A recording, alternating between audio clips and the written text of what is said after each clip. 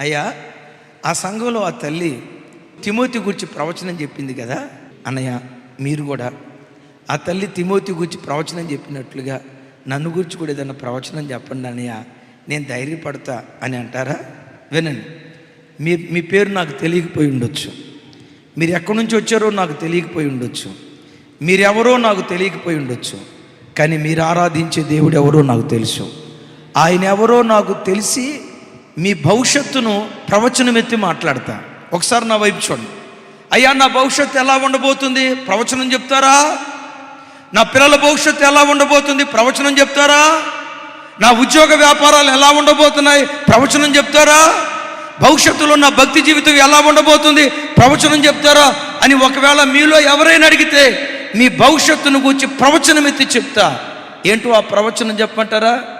నీ తల్లి వంశంలో ఎవరిని దీవించనంతగా, నీ తండ్రి వంశంలో ఎవరిని దీవించనంతగా, నీ పూర్వపు వంశ చరిత్రలో ఎవరిని దీవించనంతగా భవిష్యత్తులో దేవుడు నిన్ను దీవించబోతున్నాడు. భవిష్యత్తులో దేవుడు నిన్ను బలపరచబోతున్నాడు. నీ పితరుల్లో ఎవ్వరికి ఇవ్వని ప్రత్యేకమైన ఆశీర్వాదం నీ తల మీద దేవుడు కుమ్మరించబోతున్నాడు. ఎలా ఈ మాట చెప్తారయ్యా అని అంటారా? నేను ఆరాధించే నా దేవుడు ఎవరో తెలుసా? మీరు సేవించే మీ దేవుడు ఎవరో తెలుసా? తరం తర్వాత తరం తన అభిషేకాన్ని రెట్టింపు చేసేవాడు. నీ తల్లి మీద నిలిపిన అభిషేకం కంటే మించిన అభిషేకం నీ మీద దేవుడు కుమ్మరిస్తాడు. నీ తండ్రి మీద నిలిపిన అభిషేకం కంటే మించిన అభిషేకం యేసు నామములో నీ తల మీద దేవుడు కుమ్మరింపజేస్తాడు. నిన్నెలా నిలవబెట్టాలని దేవుడు కలగన్నాడు తెలుసా? నిన్నెలా ఆశీర్వదించాలని దేవుడు కలగన్నాడో తెలుసా? నీ పట్ల దేవునికి ఉన్న గొప్ప ప్రణాళిక ఏంటో తెలుసా?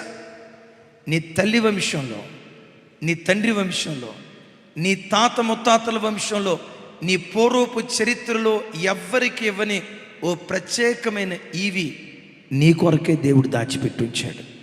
అది నీకు మాత్రమే ఇవ్వాలని దేవుడు కోరుకున్నాడు. తిమోతి, నీ పట్ల దేవునికి ఉన్న ప్రణాళిక సాధారణమైనది కాదయ్యా. ఈరోజు పౌలును వాడుకుంటున్నాడే, ఒకరోజు నీ కాలం వస్తుంది.